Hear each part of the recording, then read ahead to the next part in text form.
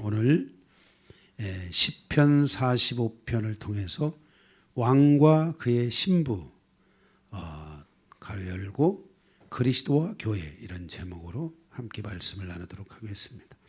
서론을 좀 보고 본론에 가서 오늘 말씀을 두 개의 대주로 나눠서 함께 말씀의 은혜를 나누기 원합니다. 지난주 우리가 요한복음 2장을 잠깐 한 번 더 보겠는데, 요한복음 2장 가나 혼인잔치를 통해서 주시는 교훈은, 첫째가 새로운 공동체를 결혼식에 초대하시는 예수님의 계시가 있었다라고 말씀을 드렸습니다. 계시라는 뜻은 숨겨져 있는 것이 드러나다, 커튼이 열리다 이라는 뜻을 가지고 있습니다. 그러니까 하나님의 계시가 드러난다는 것은 커튼이 열렸다, 숨겨져 있는 것들이 드러났다라는 것입니다. 우리는 성경은 66권이 하나님의 계시입니다. 그래서 그 계시의 말씀에 커튼이 열려야 됩니다. 그 말씀에 담겨져 있는 하나님의 비밀들, 하나님의 의도가 열려져야 됩니다. 그래서 제가 옛날에도 수십 번 말했지만은 성경은 큐티하는 게 아니다.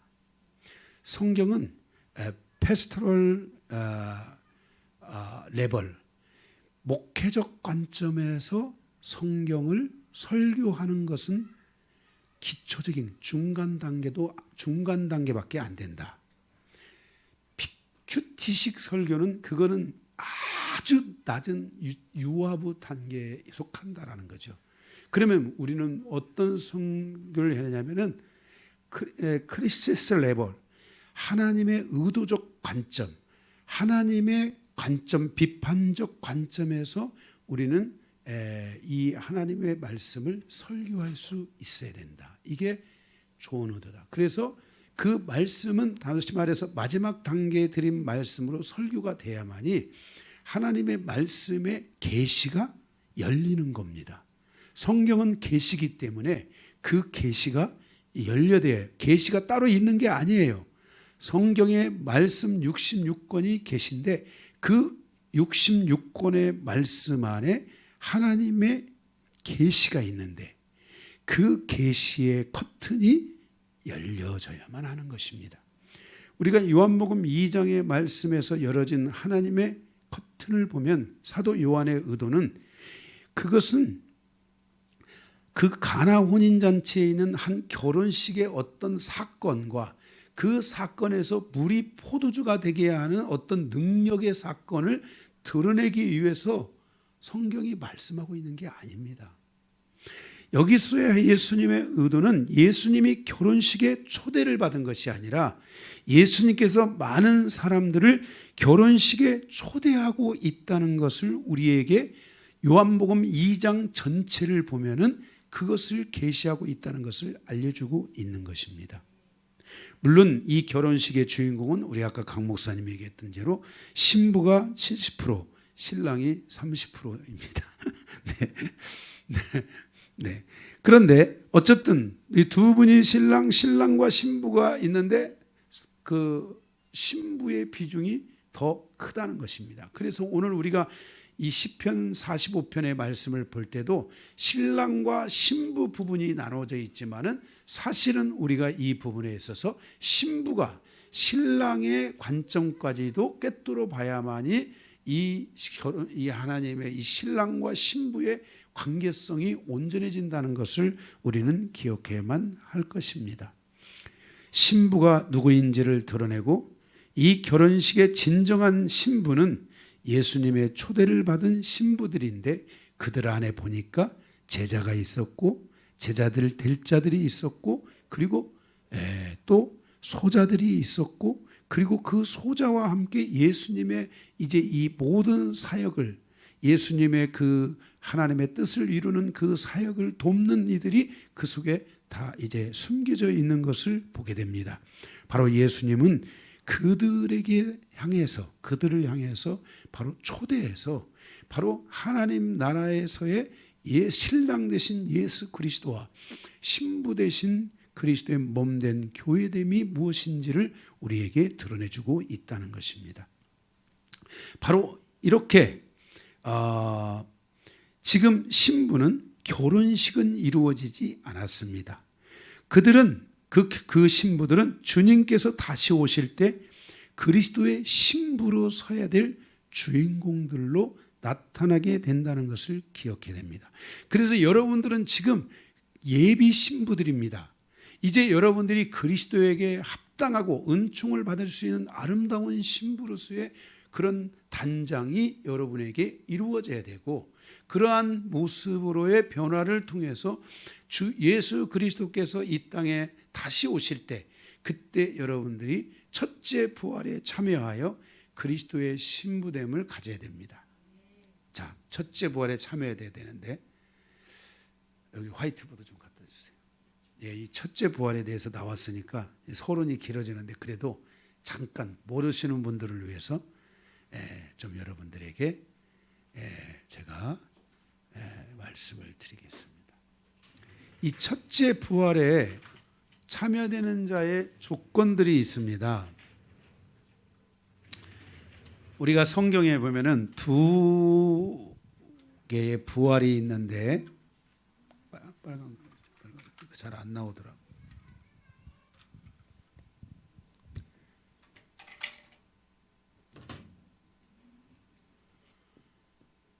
예수 그리스도의 십자가를 통해서 언제인지는 모르지만 예수 그리스도께서 재림을 하실 때, 이때 공중에 들림을 받는다고 하죠. 휴거라는 단어도 좋고 들림 받잖아요, 성경에. 들림을 받는 사람들이 가는 것이 첫째 부활입니다. 이 첫째 부활에 참여하는 사람들은 제가 요한계시록을 통해서 여러분에게 말씀을 드렸지만 하나님의 복음을 위해 순교하는 자들, 하나님의 말씀을 지키고 그 말씀을 통해 살아가는 자들, 그리고 그 하나님의 말씀을 들고 복음을 전하는 자들, 이 정도가 될 거예요. 3개인가. 이 사람들만이 첫째 부활에 참여해서 예수님이 그 공중에 오실 때 이들 가운데 죽은 자들과 현재 살아있는 자들이 공중으로 올라가서 예수님을 만납니다. 그래서 우리는 다 이 첫째 부활에 참여하려고 하는 첫째 부활에 대한 소망을 여러분들이 가지고 신앙생활을 해야 됩니다. 그런데 요한복음, 이 첫째 부활이 있지만 요한복음 5장에 보게 되면은 두 번째 부활이 있는데, 이때는 바로 예수 그리스도의 백보자 심판, 흰보자 심판이라는 백보자 심판이라는 심판이 있습니다. 이때 이 보좌의 앞에는 행위의 책들이 있는데, 이 행위의 책들에 따라서 바로 영생으로 가는 자와 영벌로 가는 자들이 구분되게 됩니다. 이때는 믿든 믿지 않든 모든 사람이 육신의 몸을 입고 다시 다 두 번째 부활은 다 살아나서 둘째 사망, 여기서 둘째 사망이 이루어지는 겁니다. 성경 요한계시록에 있는 둘째 사망이 이루어져요. 영벌로 가느냐, 영생으로 가느냐. 그래서 여러분들이 이 행위 부분이 중요한 거기 때문에 여러분들이 예수 그리스도를 믿고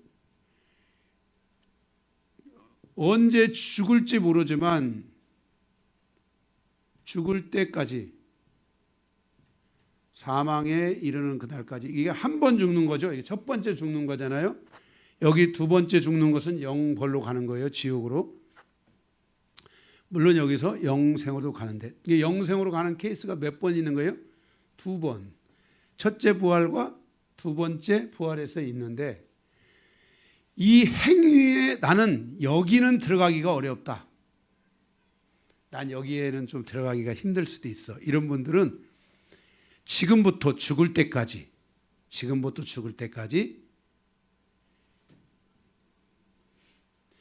자기의 자신의 행위에 대한 회개를 깊이 할 수 있어야 돼요. 자기의 모든 행위에 대한 회개를 계속하면서 제가 그러죠. 오리발을 100번 1000번을 예수발을 100번 1000번을 내밀더라도 오늘 우리는 깨끗하게 하는 삶을 살아야 되고 계속 성령의 감동 안에서 성령의 호무르기 안에서 여러분들이 회개하는 삶을 살아야 된다고 제가 누차 말씀을 드렸어요, 안 드렸어요? 드렸어요. 이런 것을 회개하면은 먼지는 한번 불어내면 다 털어지지만은 그 먼지를 쌓아두기 시작하면 잘 된다겠어요, 안 된다겠어요? 안 된다고 여러분들에게 제가 이렇게까지 섬세하게 여러분들의 구원론에 대한 부분들, 이런 것들을 여러분들에게 말씀을 드렸기 때문에 여러분들이 뭐 더 쉬울 수가 없어요. 아멘. 그래서 여러분들이 오늘 인생을 살아가는 날 여러분들이 가는 세상의 모든 것은 제가 비유하기를 연탄 공장과 같아. 나는 연탄 공장에 다니면서 흰 옷을 입고 다니는데 나는 검은 옷은 여러분들이 잘 표시가 안 나니까 흰 옷으로 제가 비유할게요. 흰 옷을 입고 연탄 공장에 다니는데 나는 이 연탄 그거 까만 연탄을 묻히지 않을 자신 있다. 한번 손 들어보세요. 난 진짜 자신 있다. 없네. 다 의인이지만 더러운 영혼들이군요.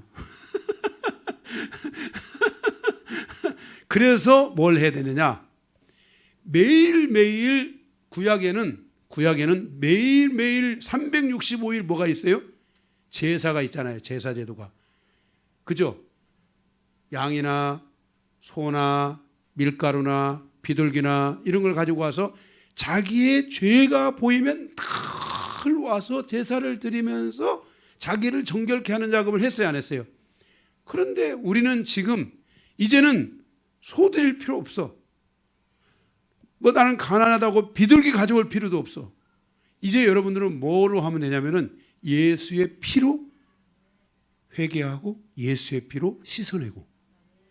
그래서 목욕을 이미 했기 때문에 여러분은 몸만 씻으면 돼요? 발이나 손이나, 그죠? 눈이나 뭐 귀나 입이나 이런 것만 씻으면 돼. 아멘. 그래서 여러분들이 이러한 신앙을 통해서 여러분들이 만약에 나는 첫 번째 부활에 못 들어간다. 그러면 여러분들은 반드시 두 번째 부활에서 주님의 흰 보좌 앞에 서게 되는데 이때는 이 심판의 보좌예요. 행위의 책이 딱 열려 있는데 여러분들의 행위가 회개되면 지워져. 사라져. 아멘. 그런데 여러분의 행위가 그대로 놔두면은 거기에 다 기록이 될 수 있단 말이야. 흔적이 남아. 그러면 돼, 안 돼요? 그러면은 스스로가 부끄러워. 스스로가 부끄러워. 우리가 이 세상에서도 여러분들이 말을 아무리 잘해도요, 누군가 여러분의 말을 녹음을 해서 놓으면은 부끄러울까 안 부끄러울까? 엄청 부끄러워요. 내가요 말을 그냥 막 하는 것 같아도요, 사람들에 대해서 막 공격적인 말부터 시작해가지고 오만 잡스러운 말들이요 다 있어요. 그건 여러분들이 한번 녹음을 여러분들이 그냥 늘 녹음을 하나를 열어놓고 다니면서 한 5시간만 녹음해가지고 녹음한 걸 들어봐봐. 여러분이 얼마나 여러분의 말이 오염되어 있는지를 알 수가 있어요. 무슨 말인지 알겠어요? 그래서 여러분들이요 그 부끄러운 거예요. 그 말을 녹음해서 들으면 부끄러워. 행위 다 부끄러운 거야. 예를 들어서, 응? 그래서 여러분들이 혹시 모르니까, 혹시 여기 들어가면 좋은데 모르니까 이걸 할 수 있어야 돼요. 아멘. 예, 그래서 이런 부분들을 여러분들이 잘 풀어갖고 가시기를 주님의 이름으로 축복합니다. 예, 우리는 모든 지옥을 하는 문을 다 닫고 성도들이 오직 뭐예요? 음부의 권세로부터 완전히 닫혀지고 천국의 열쇠를 가지라고 말씀하신 그 말씀처럼 우리 교회는 천국문을 여는 열쇠가 되어야 될 줄로 믿습니다. 할렐루야. 자, 이렇게 여러분들에게 말씀을 드렸기 때문에 착오 없으시기를 주님의 이름으로 부탁을 드립니다. 그래서 어쨌든 우리는 정말 주님의 신부로서의 초대됐다는 것을 기억하고 여러분들이 그 안에서 살아가야 될 줄로 믿습니다. 둘째는 예수 그리스도께서 이 땅에 오셔서 세우신 것이 신부 공동체라는 것입니다. 예수님께서 그의 육신의 어머니를 부를 때 여자여 나와 무슨 상관이 있나이까라고 하시며 우리의 일상에 등장하는 바로 어머니를 우리 일상에 등장하는 여자로 부르셨다는 것입니다. 그러면서 하신 말씀이 마태복음 12장 46절에서 50절에 누구든지 하늘에 계신 내 아버지의 뜻대로 하는 자가 내 형제요 자매요 어머니라라고 말씀을 하셨습니다. 그러니까 예수님께서 이 땅에 세우신 신부 공동체는 혈육에 의한 것이 아니고 세상의 어떤 제도와 조직에 의한 것이 아니라 오직 아버지의 뜻을 따라가는 공동체로 세워주셨다는 것입니다. 제가 시골에서 목회를 할 때요, 정말 우리 그때 우리 그 성도들에게 감사한 것은 성도들이 혈육 관계로 신앙생활하지 않고 교회, 믿음 관계로 신앙생활을 하는 은혜를 저에게 보여주셨어요.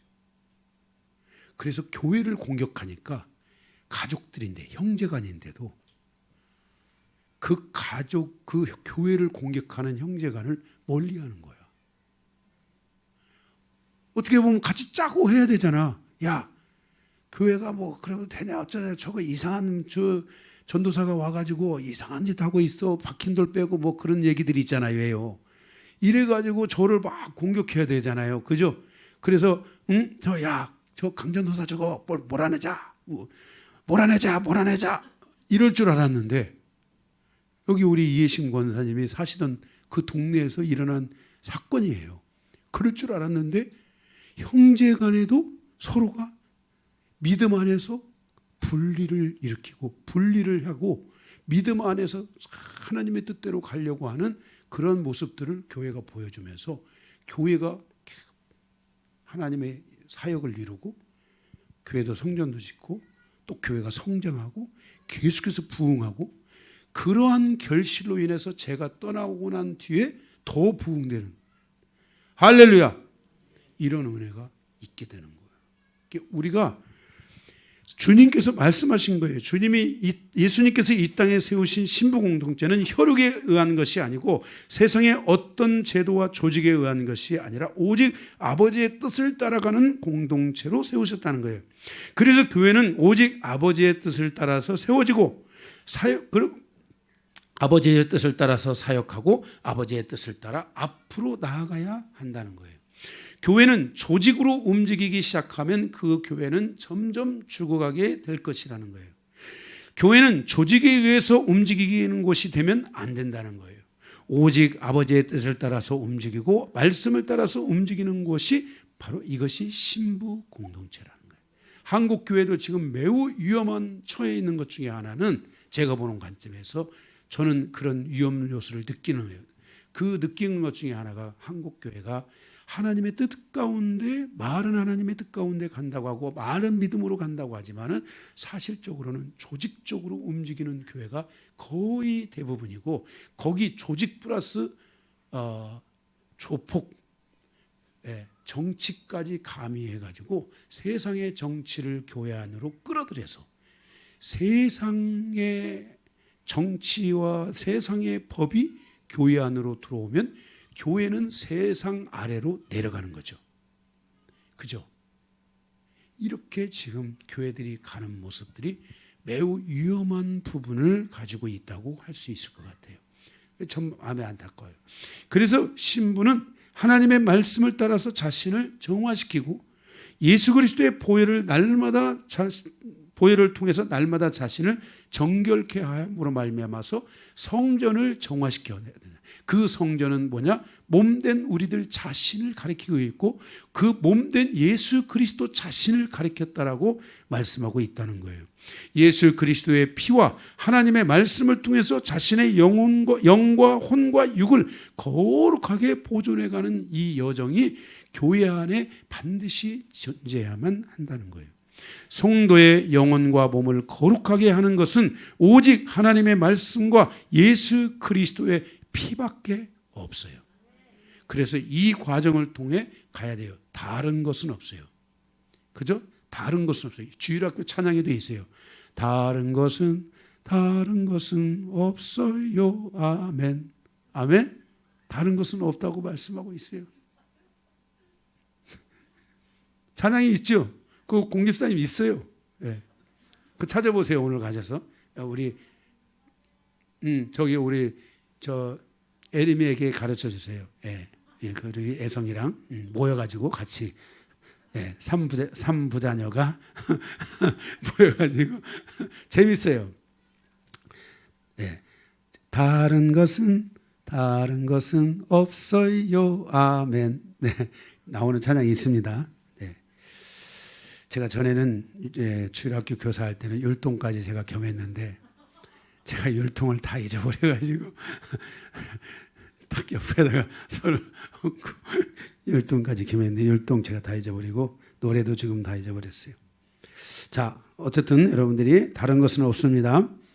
자, 셋째, 요한복음 2장에서 가나온 잔치를 통한 교훈 세 번째는 예수 그리스도의 신부 공동체는 율법의 외형을 파해하고 예수 그리스도의 보혈을 통해서 새 언약을 이루어야 한다는 것입니다.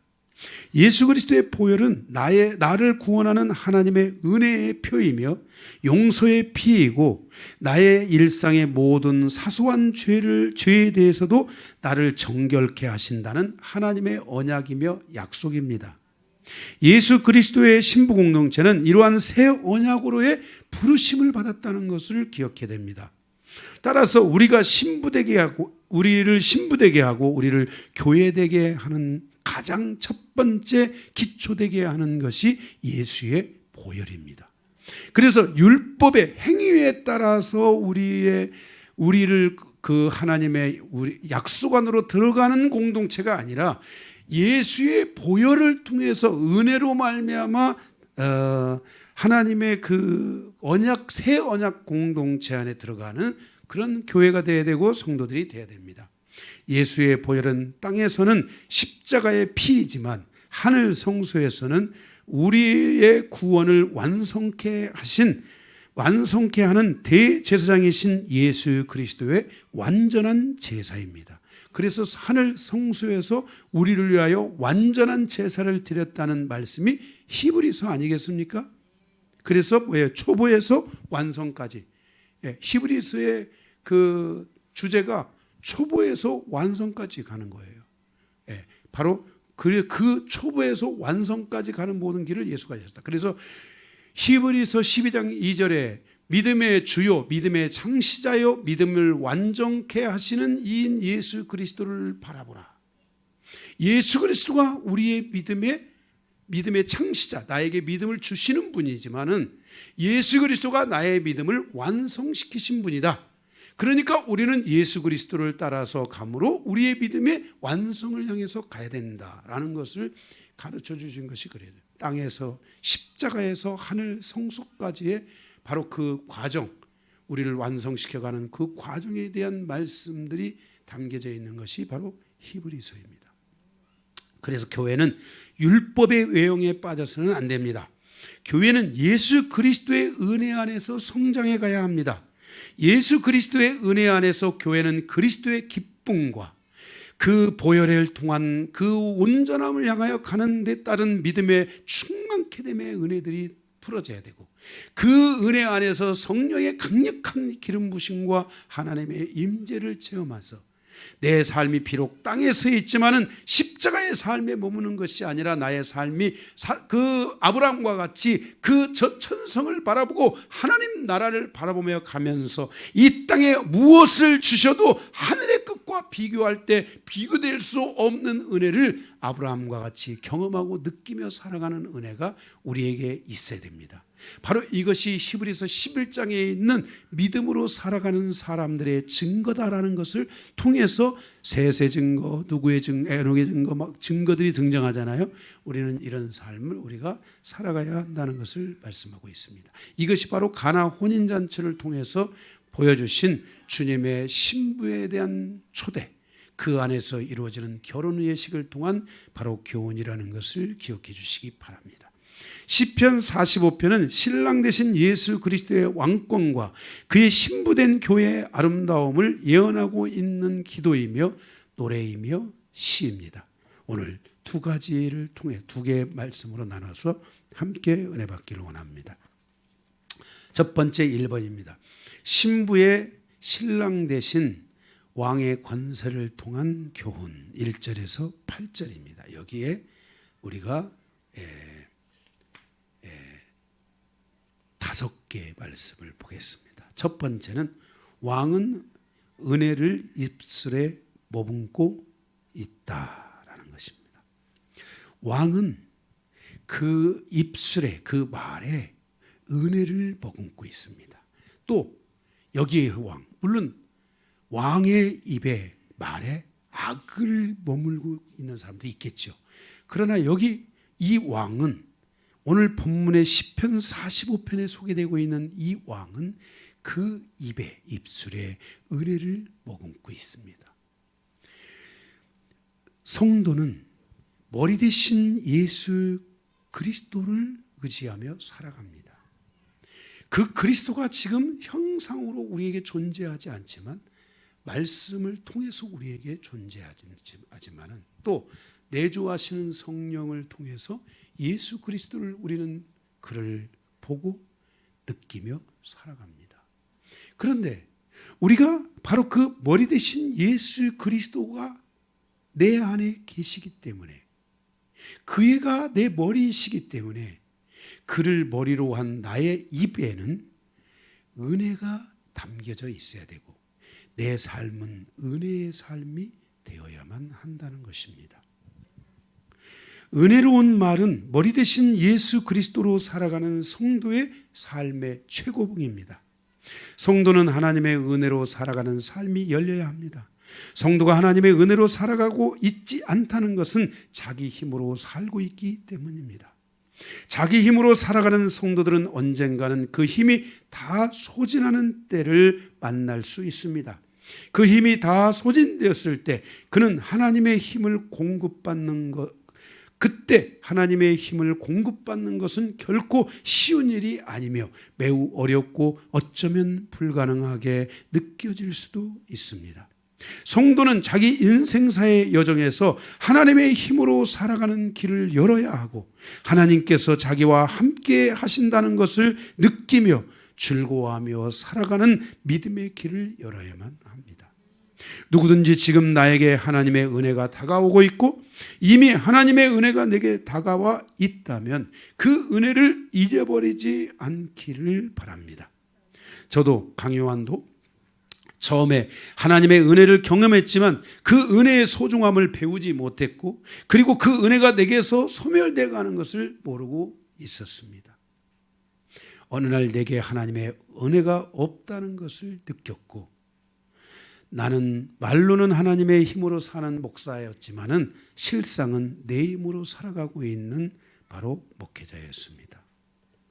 그런데 어느 날 내 안에 그 은혜가 상실됐다는 것을 주님 앞에 가서 비로소 깨닫게 되고 저의 목회의 이기, 제 인생의 이기는 바로 2006년 주님 앞에 가서 무릎을 꿇던 바로 그 시간으로 돌아가서 저는 그 무릎을 쉽게 일으키지 않고 7년에서 10년간 그 무릎으로 사는 삶을 가져야만 했었습니다. 반드시 기억해야 합니다. 하나님의 은혜로 살아가는 것을 잊어버리면 그때부터 자기 힘으로 살게 되고 자기 힘으로 사는 사람들은 언젠가 그 힘이 다 소진하는 것을 경험할 수 있습니다.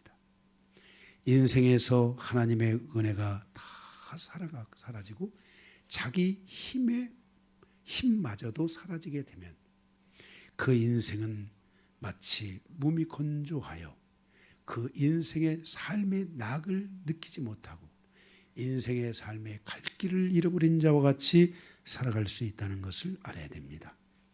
모든 신앙의 긴 여정은 사도 바울처럼 요새처럼 하나님의 은혜로 살아가는 여정이 죽을 때까지 열려 있어야 합니다.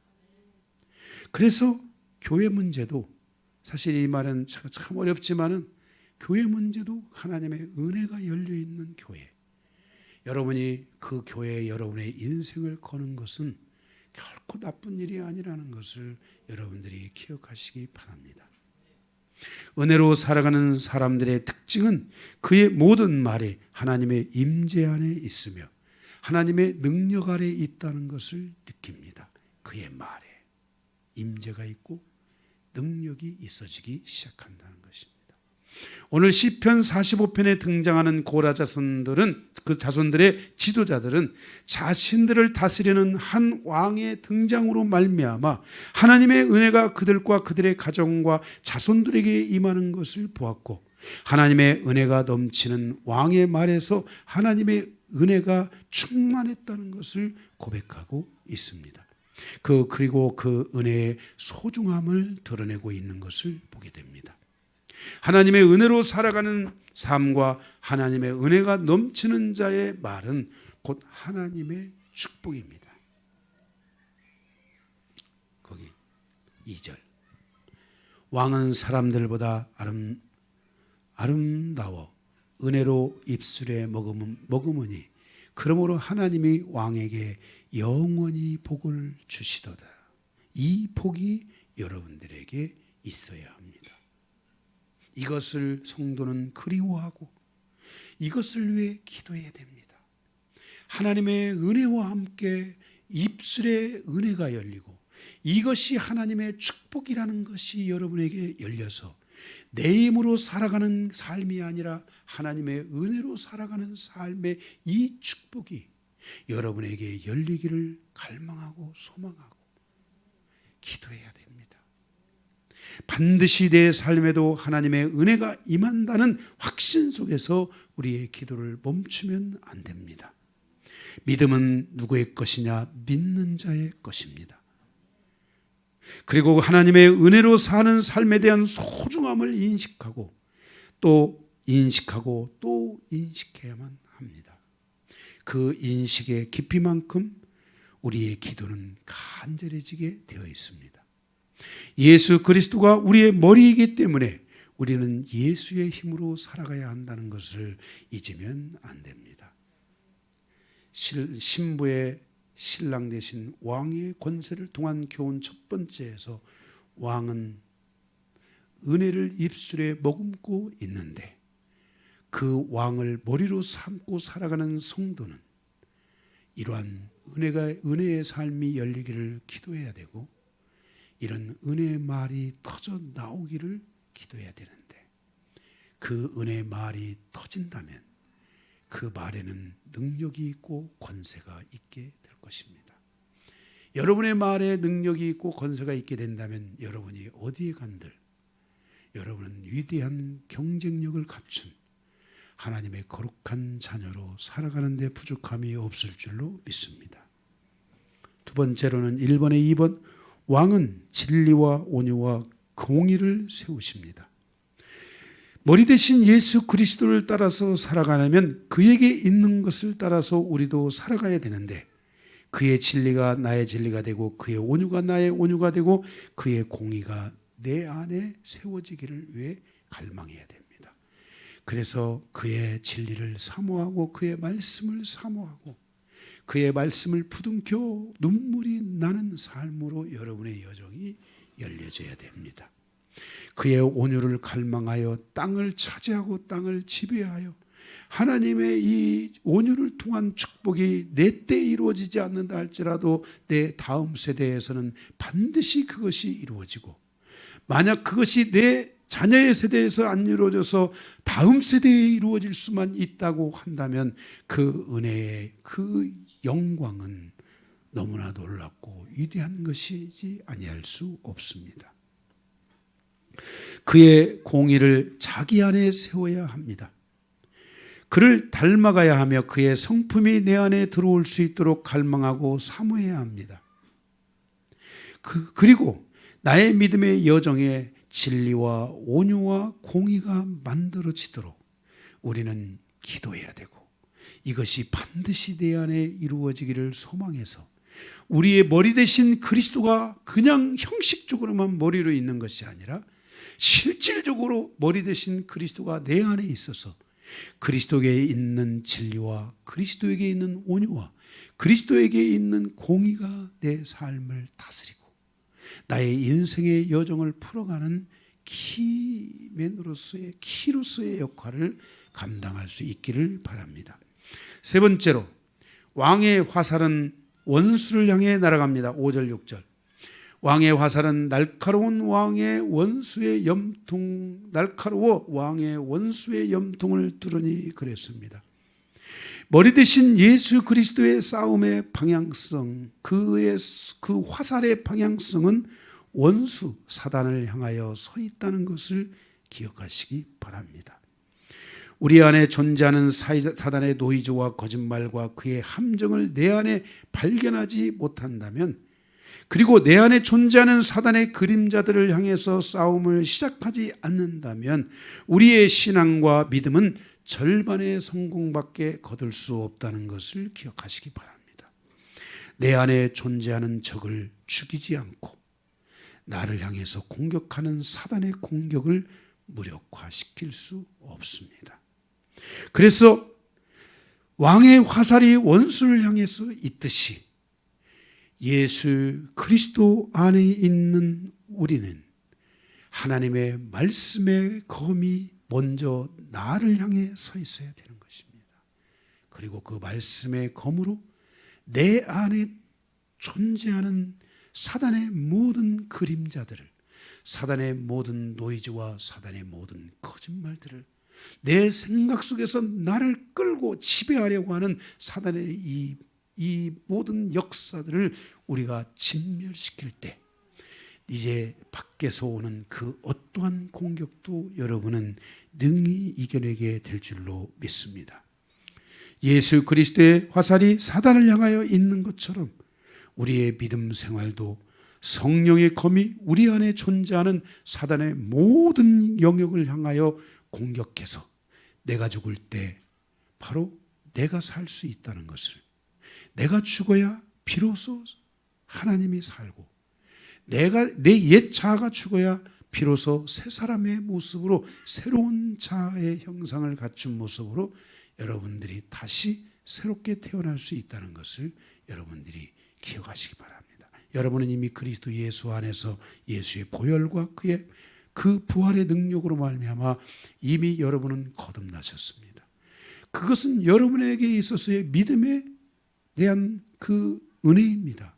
그러나 내가 거듭났지만 형식적으로만 거듭난 자가 아니라, 지식적으로만 거듭난 자가 아니라 실질적으로 여러분의 삶의 변화를 통해 그 거듭남의 은혜를 베풀어 주신 예수 그리스도의 십자가가 나의 십자가가 되고, 예수의 부활이 나의 부활이 되는, 예수의 은혜가 나의 은혜가 되는 그런 역사들이 여러분을 통해 이루어져야 될 줄로 믿습니다. 네 번째, 지금 우리는 1번 신부의 신랑 대신 왕의 권세를 통한 교훈, 그 왕의 권세가 신부의 권세가 돼야 된다는 거죠. 네 번째, 왕은 정의를 사랑하기에 악을 미워합니다. 7절에 왕은 정의를 사랑하고 악을 미워하시니 그랬습니다. 왕은 정의를 사랑하기에 악을 미워합니다. 하나님의 이 정의는 하나님의 공의, 다시 말해서 하나님의 의를 말하는데, 이 하나님의 의는 의를 가진 사람들은 하나님의 옳다심을 선택합니다.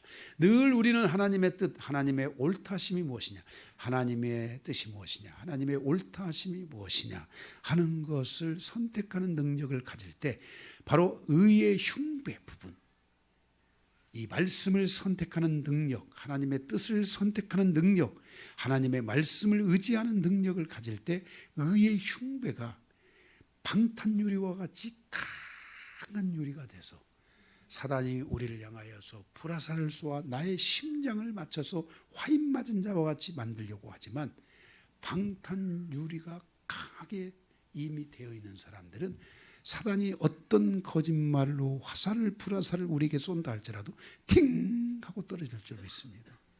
아멘. 다 떨어져 나가야 돼요. 방탄유리 아시죠? 네. 사단이 그냥 거짓말 한번 탁 하면 할렐루야 받아들여 가지고 막 오만 생각이 쩔어 가지고 막 꽃을 피고 건물을 짓고 막 이러면 안 됩니다. 아멘. 네. 사단이가 어떤 거짓말을 할지라도 하나님의 말씀을 선택하고 옳다심을 선택하고 하나님의 뜻을 선택하는 훈련이 되면은 이 가슴의 이 의의 흉배의 이 방탄 두께가 점점 두꺼워지고 견고해져 가지고 사단이 어떤 그냥 최신식 거짓말로 우리를 가서 막 쏘아대도 우리는 끄떡이 없습니다. 요즘 사단도 이게 아마 거짓말도 날로 들어갈 거예요. 수천 년을 거짓말하고, 수천 년이 뭐야 지금, 처음부터 거짓말하고 살았으니 얼마나 거짓말의 압이단 말이에요. 거짓말의 압. 여러분들이 이런 것들을 다 이겨내줄 줄로 믿습니다. 그래서 이런 훈련들을 여러분들이 계속 하나님의 말씀을 선택하고 하나님의 뜻을 선택하고 하나님의 옳다심, 하나님이 뭘 원할까, 하나님이 뭘 원하실까, 하나님이 뭘 하실까, 이런 것들을 여러분들이 계속 훈련하는 시간을 갖게 되면 뭐가 두꺼워진다고요?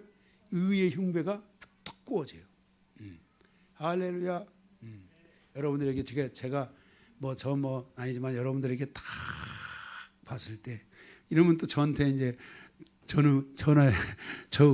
흉배가 얼마나 두껍습니까? 이게 물어보지 마세요. 여러분들이 보면 이게 벌써 이게 하나님의 옳다심을 선택하지 않고 거짓말들을 쑥쑥 받아들이면서 할렐루야 할렐루야 이렇게 받아들이는 사람들은 벌써 여기가 이게 종이장이야. 이게 흉배가 가지고 그냥 이거는 물만 갖다 뿌려도 그냥 찢어져. 불화살은 관두. 그러면 일단은 뭐라도 있어야 되냐면 믿음의 방패라도 강해야 되는데 거기에 믿음도 없어 봐. 그러면 그냥 방패가 가운데가 구멍이 뿡 뚫어져 있어. 그러면 그냥 방패를 대긴 됐는데 그냥 그게 확 쳐들어오면 그냥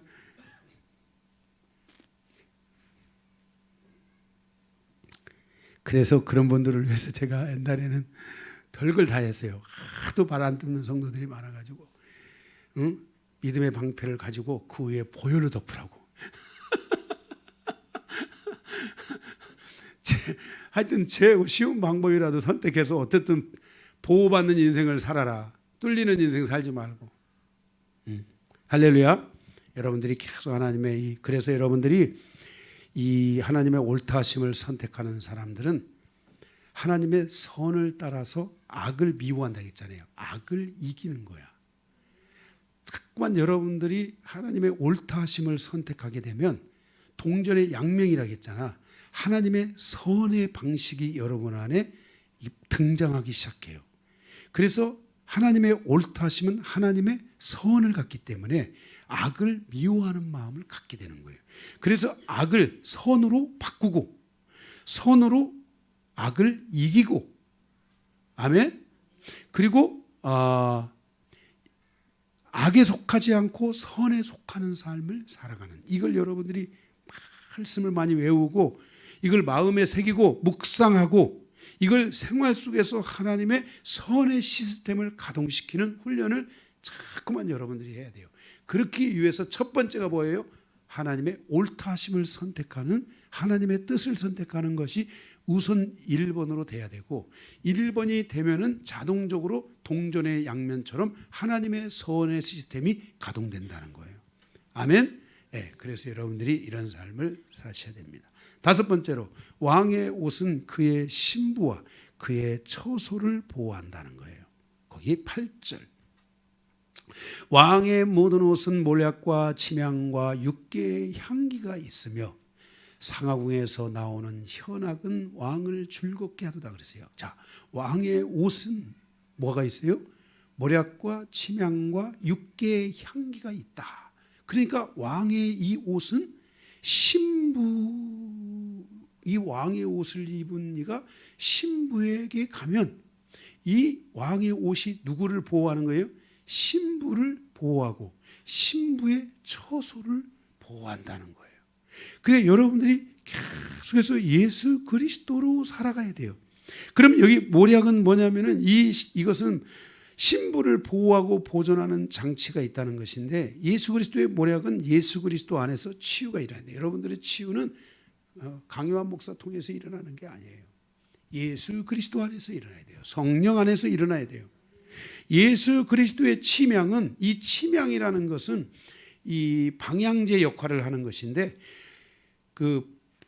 내 옷에 묻어 있는 것과 신부의 몸에 묻어 있는 잡내들이나 여러분 그런 분들 있잖아요. 이렇게 향수를 강하게 쓰는 사람이 옆에 있으면 그 향수의 냄새가 배요 안 배요? 배죠. 그렇게 여러분이 잘 이해를 못하는구나. 여러분들이 갈비집에 가서 갈비를 먹든 안 먹든 나오면 옷에 무슨 냄새가 나요? 갈비 냄새가 나잖아요. 예, 이해가 쉽죠 이제. 그런 것과 같이 여러분들의 삶에 예수 그리스도를 가까이 하면 예수 그리스도의 이름을 부르고 예수를 가까이 하면 예수 안에 있는 그 방향제적인 역사와 같이 계속 여러분의 이 겉모습이나 심령의 상태나 밖의 외모의 상태나 또 여러분들의 처소나 이런 것이 계속 정화되는 거야. 청소가 되는 거야. 할렐루야. 그러니까 여러분들이 계속 예수로 살아가고 예수 이름을 부르고 살아가는 삶을 가지라 했잖아요, 제가. 아멘. 그다음에 예수 그리스도의 육개의 향기다 그랬어요. 이 육개의 향기라는 것은 계피의 향기와 같은 그런 향기의 일종인데 이것은 그 계피나 이런 것들의 향은 독한 것 같지만 그것이 사람의 몸 안으로 들어갈 때 면역체계나 이런 것들을 활성화시켜주고 이 내면의 세계를 정화하고 깨끗이 하고 회복시키는 힘을 가진 것이 육개의 향기예요. 그래서 여러분들이 예수를 계속 부르고 예수를 가까이 하면 그 예수의 향기와 예수의 은혜가 여러분의 내면으로 들어가서 내면의 영적인 면역체계를 만들어줘서 공격받지 않는 심령의 상태를 만들어가게 된다는 거예요. 예수의 이름만 불러도 여러분들이 벌써 내면에서 여러분들이 영적 면역체계가 생겨가지고 공격을 잘 안 받아요. 예수 이름을 계속 부르시기 바랍니다. 그래서 이런 왕의 옷이 신부를 보존하듯이 예수 그리스도를 가까이 하고 예수의 이름을 부르고 예수를 늘 사모하고 예수를 늘 사랑으로 고백하고 살아가는 성도들의 삶에는 그 심령과 그의 모든 처소와 그의 삶이 예수 그리스도에 의해서 보존되어지고 보호되는 은혜들이 나타나게 된다는 것이에요. 할렐루야.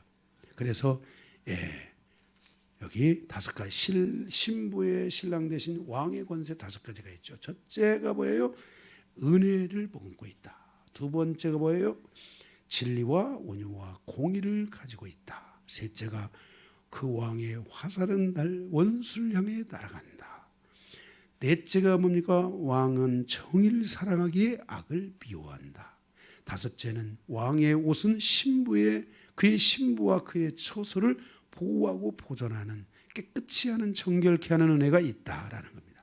두 번째, 신부의 치장을 통한 교훈입니다. 9절에서 17절입니다. 세 가지의 말씀을 나누겠는데 신부의 치장. 자, 이제 왕 대신 예수 그리스도를 만나니까 그 그리스도로 말미암아 치장의 변화가 일어났습니다. 첫째는 왕의 신분은 신분의 변화가 일어나야 된다 그랬어요. 여러분이 무슨 모습으로 살았던, 여러분이 뭐를 했던, 여러분이 청소부를 했던, 여러분이 조금 높은 단계에서 의사를 했던, 교사를 했던, 사장을 했던, 뭘 했던, 회장을 했던, 여러분들은 그리스도 예수를 만나면 여러분들은 신부의 새로운 왕의 신분에 합당한 모습으로 옷을 입는 거예요. 신부의 옷은 누구에 의해서 결정됐어요? 신랑의, 왕에 의해서, 신랑에 의해서 결정되는 거예요. 이거 여러분 아십니까? 응? 신부는 물론 신부에 의해서 신랑도 결정되겠지만은 신랑에 의해서 신부가 여기 결정되는 것을 보여주고 있어요. 예수 그리스도에 의해서 우리의 삶이 변화돼요. 첫째는 그리스도가 왕이시기에 그의 신부에 합당한 신분의 변화가 일어나야 돼요. 뭐가 일어나야 돼요? 신부의 변화. 그의 말, 그의 행동, 그의 모든 일거수일투족에 대한 변화가 일어나야 돼요. 겉으로 볼 때도 변화가 일어나야 되고 속으로 볼 때도 변화가 일어나야 돼요. 그리스도의 신부다운 새로운 변화는 그의 신부로 살아가는 합당한 과정이라는 것을 기억해야 돼요. 둘째는 그는 예수 그리스도의 말씀을 듣고 보고 그의 말씀에 귀를 기울여야 돼요. 거기 몇 절이에요? 10절. 아멘. 그의 말씀의 소중함과 중요성과 그의 말씀의 권세를 자신의 것으로 가져갈 수 있어야 됩니다. 그의 말씀에 귀를 기울이지 않고 보고 듣는 것을 소홀히 한다면 그는 그 그리스도의 권세를 누릴 수 없어요. 여러분들은 예수 그리스도가 왕이시기 때문에 왕의 왕의 아내로서 이 왕비로서의 그의 신부로서의 합당한 권세를 누릴 줄 알아야 돼요. 그러기 위해서는 여러분들은 반드시 그의 말씀을 듣고 보고 귀를 기울여서 그 합당한 권세를 여러분들이 가지셔서 여러분들이 똑같이 신앙생활을 하고도 이 권세를 다 누리는 자가 있고 이 권세를 다 누리지 못하는 자가 있어요. 이 예수 권세가 여러분의 권세가 되기를 주님의 이름으로 축복합니다. 셋째, 예수 그리스도를 주인 삼아야 합니다. 네, 거기 예수 그리스도를 주인 삼아야 11절에 그리하면 왕이 내 아름다움을 사모하시오 그는 내 주인이시니 너는 그를 경배할 자다 그랬어요. 우리는 예수 그리스도를 주인 삼아야 돼요. 오직 주만이 나의 주가 되어야 돼요. 내 안에 존재하는 다른 어떤 인격이 있으면 안 됩니다. 예수 그리스도 외에 다른 것을 인격화시켜서도 안 됩니다. 오직 예수 그리스도를 주로 삼아야 하고 그의 주권이 나의 주권이 되어서 예수 그리스도의 주권을 가지고 살아가는 자들이 되어야 됩니다. 그래서 그를 사모하고 그를 경배해야 합니다. 그를 높이고 경배할 줄 모르는 신부는 주님으로부터 존귀함을 얻을 수 없고 그의 은총을 받을 수 없습니다. 바로 그의 은총을 받을 수 없다는 것은 첫 번째 대제에서 말씀드린 것처럼 그로부터 그의 축복을 누릴 수 없다는 거예요. 여러분의 인생이 예수 그리스도로부터 복을 얻어서 여러분의 삶이 은혜의 삶이 열리기를 바라고 여러분의 삶이 자기 힘으로 살아가 언젠가는 자기 인생의 한계를 드러내는 삶이 되지 않기를 주님의 이름으로 축복합니다. 두 번째로는 첫 번째가 왕의 신분은 신분의 변화가 일어나야 되는 것이고 두 번째는 왕의 신분은 영적인 삶의 방식이 달라져야 됩니다.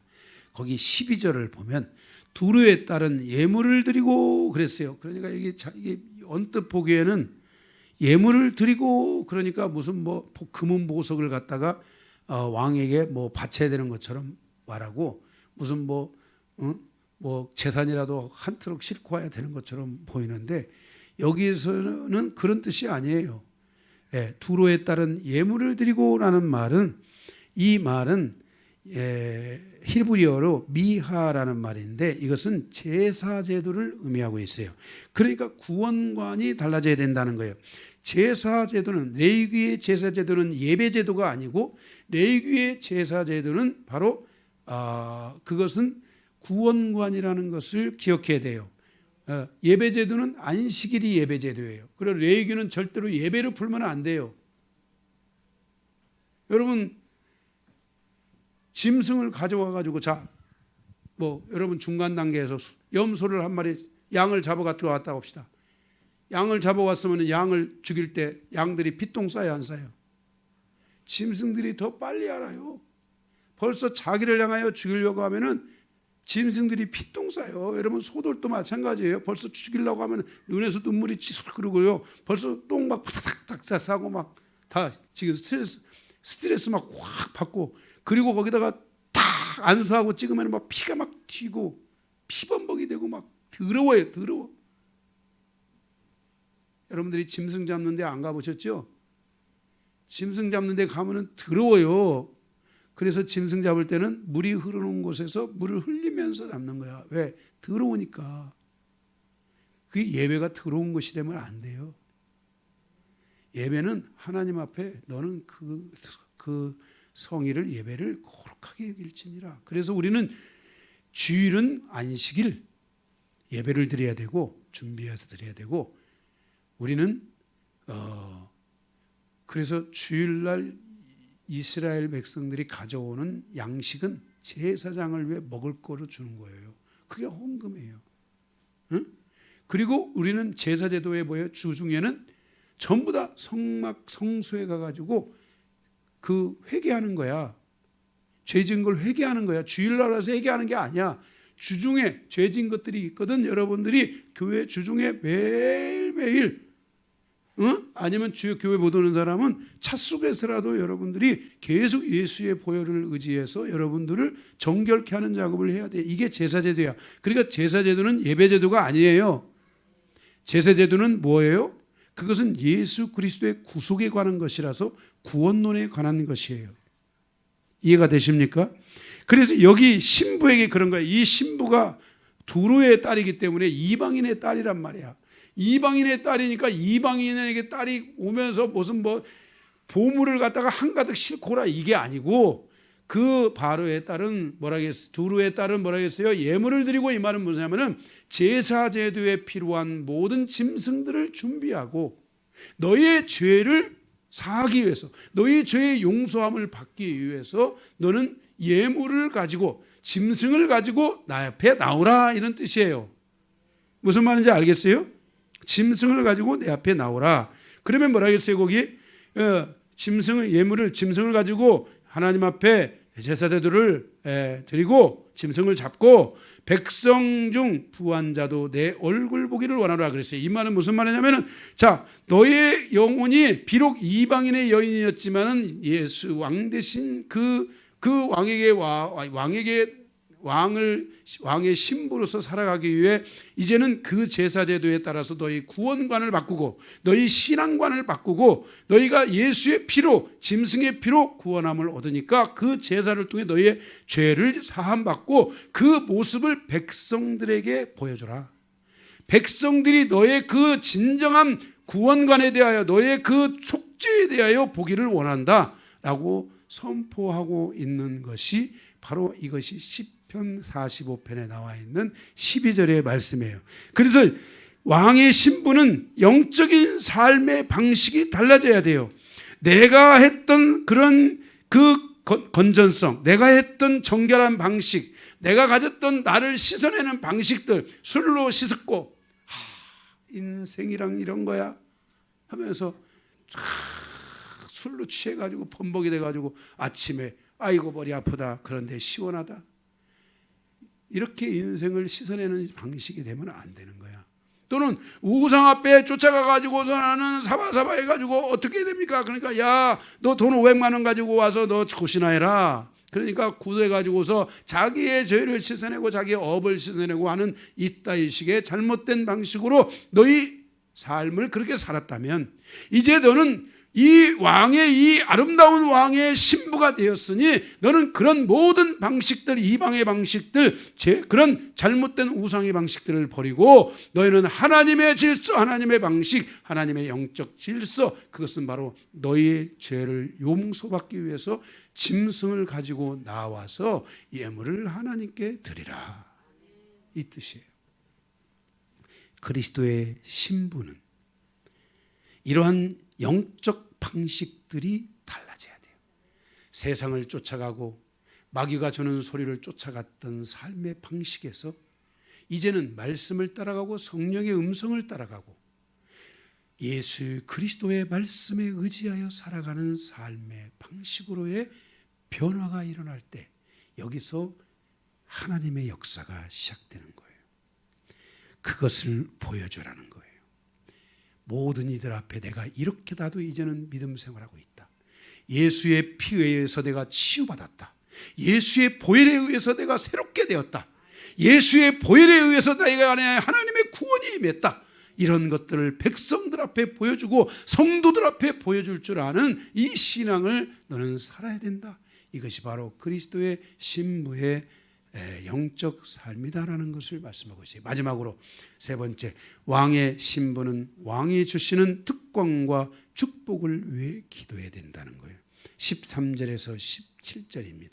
13절에서 17절, 14절 그리스도로부터는 왕으로부터는 그리스도로부터 오는 축복을 사모하고 기도해야 돼요. 여러분, 주여 나의 인생사의 여정에 주님이 주시는 이 축복이 열리기를 소망합니다. 주님의 축복을 나에게 열어주십시오.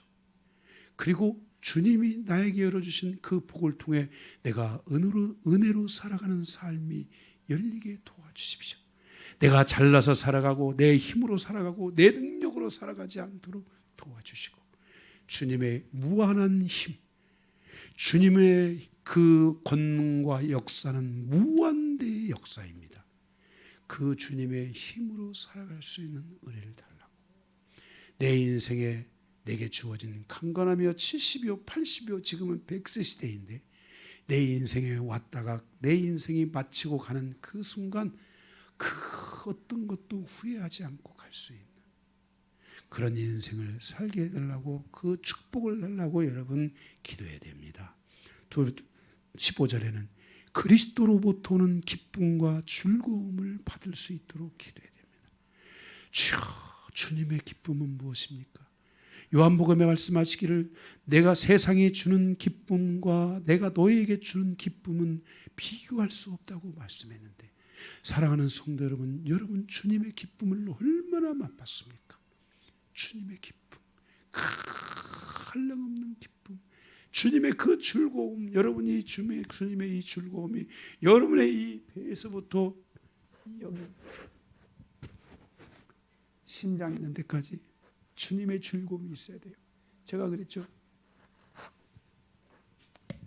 이거는 제가 의학적이지 않은 것은 저는 이야기하지 않습니다. 검증되지 않은 것은 제가 여러분에게 이야기하지 않아요. 아주 이게 성경에 여러분 중요한 부분들이 있어요.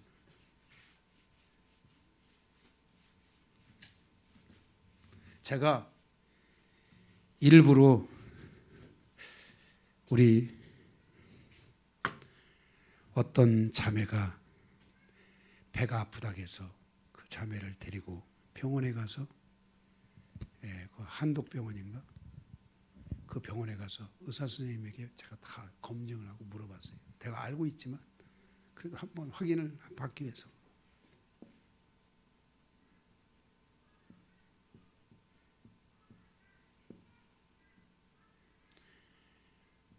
배, 이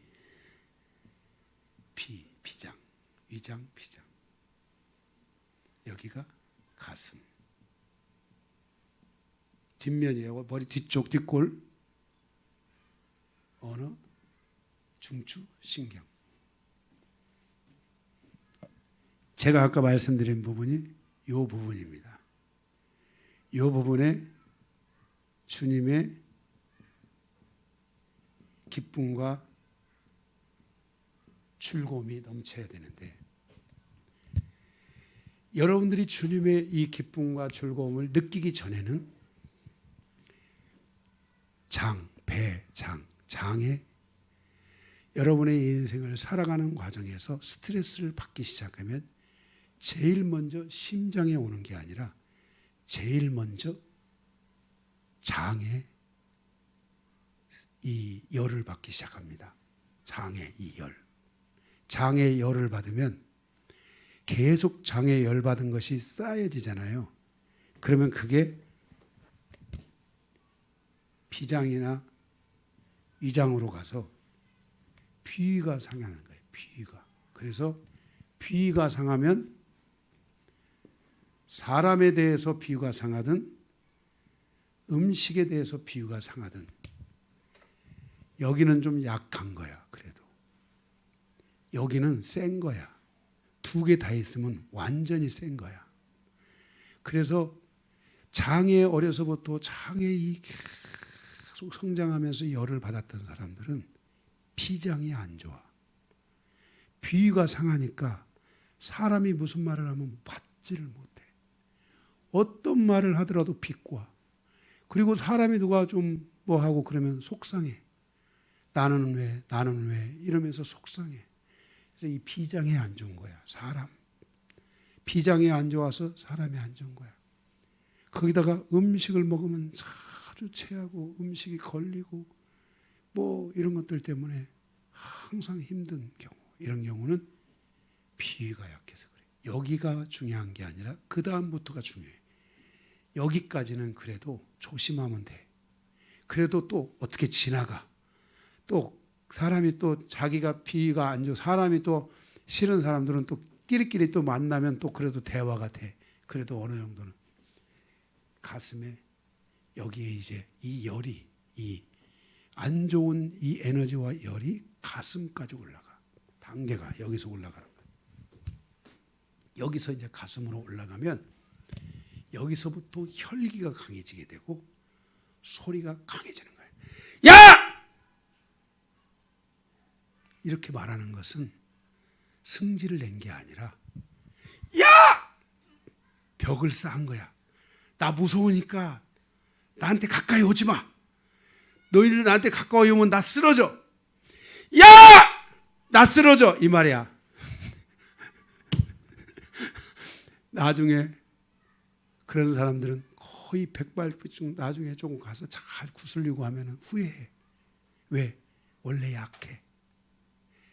소리 지르는 사람들이 너무 지금 자기의 상태가 너무 약한 거야. 그러니까 야! 이거는 뭐야? 나한테 오지 마. 나 쓰러져. 그러니까 야! 하고 누가 오면은 뭘 듣는 거야? 짱돌 같은 거, 뭐 막 몽둥이 같은 거 막 이런 걸 듣는 거야. 그래서 심장 쪽에 많이 열이 차고 아프고 힘든 사람들은 소리로 하든지 무기로 하든지 뭔가로 해. 그래서 뭘 하냐면 그게 벽이야. 접근 금지. 근데 거기보다 더 무서운 거는 이 가슴에 있는 이 열과 이 혈기가 어느 중추신경으로 올라가면 그때부터 사단이가 나의 어느 중추신경을 장악해가지고 나를 잡아버리는 거야. 그래서 내가 원하는 언어를 사용하지 못하고 나는 사랑한다고 말하는데 사랑하고 말하고 싶은데 야! 나가는 거야. 나는 미안해라고 말하고 싶은데 야! 나가는 거야. 이렇게 해서 사단이가 나의 어느 중추신경을 완전히 잡아가지고 나를 끌고 가는 상태가 되는 거예요. 그래서 내 의지와 관계없이 나는 이렇게 말하고 싶은데 그대로 되지 않는 이런 삶을 살아가는 거예요. 그래서 여러분들이 내 마음은 이렇게 가고 싶은데 이게 잘 안 된다. 이런 분들은 지금 이 어느 중추신경을 잡고 계속 불로 말씀으로 막 이걸 하고 여러분 말씀을 막 사모해야 돼. 그래서 이 말씀에는 하나님의 말씀은 불이요 방망이라 했잖아. 그래서 이 불이요 방망이가 된 말씀을 가지고 막 이 어느 중추에 붙어 있는 마귀 새끼들을 막 다 떨어뜨리고 불로 막 말씀의 불로 막 다 꼬슬러 가지고 이것들이 견딜 수 없도록 만들어서 이것이 다 떨어지면 이게 어느 중추에 떨어지면 이제 힘을 얻잖아. 그러니까 이제 이 가슴에 열받는 것들을 떨어뜨리기 시작하고 가슴에 열받는 걸 떨어뜨리면 이게 내려와 가지고 나중에는 여러분들이 하나님의 은혜가 차면은 이 부분 여기가 이제 보호되고 여기가 보호되기 시작하면서 구원의 투구 쓰고 보호되기 시작하면서 말씀이 여기에 이제 말씀 여기 그래서 여기에 사고 체계가 새롭게 되면서 말씀을 통해서 사고 체계가 생각이 새롭게 되고 생각의 모든 것들이 바뀌어지기 시작하고 이렇게 새롭게 되면서 드디어 이제 이 부분에 치유가 이루어지기 시작하면서 주님의 기쁨과 즐거움이 넘치는 거야. 그래서 성경이 뭐라고 했냐면 너희 배에서 생수의 강이 흘러 넘칠지어다. 너희 배에서 생수의 강이 흘러 넘치기를 원한다. 이렇게 성경의 요한복음에 말씀하고 있는 거예요. 그래서 여러분들의 이 배에서 저도 이런 부분들이 좀 단계적으로 있었지만은 제가 전에는 옛날에는 제가 이런 사역 같은 거 가르칠 때는 성도들 앞에 제가 이 가슴에다가 손을 얹어보라고 다 얘기를 했어. 제가 손을 얹으면 막 성도들이 즐겁다는 거야. 기쁘다는 거야. 응? 아멘 혼자밖에 안 하는 것은 다른 분들은 저한테 만져볼 수가 없었겠죠. 자, 그래 안 그래요? 그래서 여러분들의 이 배에서 생수의 강이 넘치는 은혜가 있어야 돼. 그러니까 누가 혹시 이 가슴이 아파가지고 열받았어 이미 이게 올라왔어 이런 분들이 소리 지르면 저것이 승질을 내고 난리를 피고 자빠졌네 이러면서 가서 막 죽이려고 하지 말고 왜? 이미 벽을 치고 있다니까 나 건들면 쓰러져 오지마 이러고 하고 있으니까 여러분들이 그 점을 파악해서 승질하고 열받았는데 더 하면 죽어 그러니까 그럴 때는 저기 열받았구나 저렇게 큰 벽을 치고 있는데 내가 더 하면 안 되지 해서 여러분들이 피하고 어떻게든지 그분을 위해서 기도해 주고 아멘 이렇게 하면서 이 하나님의 은혜 안에 들어올 수 있도록 아멘 이런 역사가 있기를 바랍니다. 그래서 우리 교회에서 치유사역 같은 거 하잖아요. 그러면은요 여러 가정에서 사역을 하나님이 성령께서 운영하시는 사역들을 하지만은 일단 가장 기본적인 치유 사역은 요 사역이 있는 거예요. 가슴에 열 받았나 안 받았나.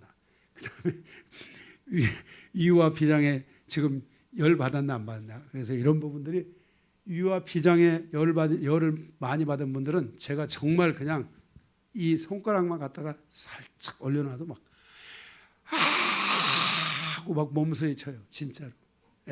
왜냐하면 그 정도로 지금 아픈 거야. 아픈 거야. 얼마나 아프면 사람에 대해서 비위가 상하고 내가 원하지 그렇게 살고 싶은 사람은 하나도 없어. 응? 그런 사람일수록 또 뭐예요? 또 너무 어려서부터 약했던 거야. 응? 얼마나 마음이 약하면 모질지 못하면 말하는 대로 다 그걸 마음에 받아가지고 얼마나 많이 힘들었겠어. 그러니까 여러분들이 아셔야 돼. 얼마나 많이 힘들까. 제 옆에 있는 분들을 바라보면서 얼마나 많이 힘드십니까? 네. 그러니까 여러분들이 신앙을 통해서 그리스도의 신부로 신앙을 통해 그분을 위해 기도해주고 그분을 위해 안아주고 아멘. 제가 여러분들에게 그렇게 말씀드렸잖아요. 저희 아내가 저에 대해서 막 숨도 못 쉬게 막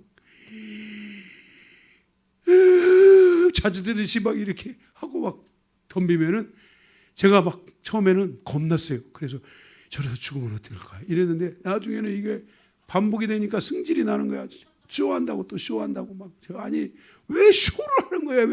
왜 그렇게 쇼하냐고 막 그러면서 제가 막 퍼부서냈는데 그 자기는 본심이었던 거야. 그게 막 나 죽는다 나 좀 어떻게 해봐 이 소리였는데 그걸 제가 모르고 거기다 대고 막 쇼하네 그러니까 막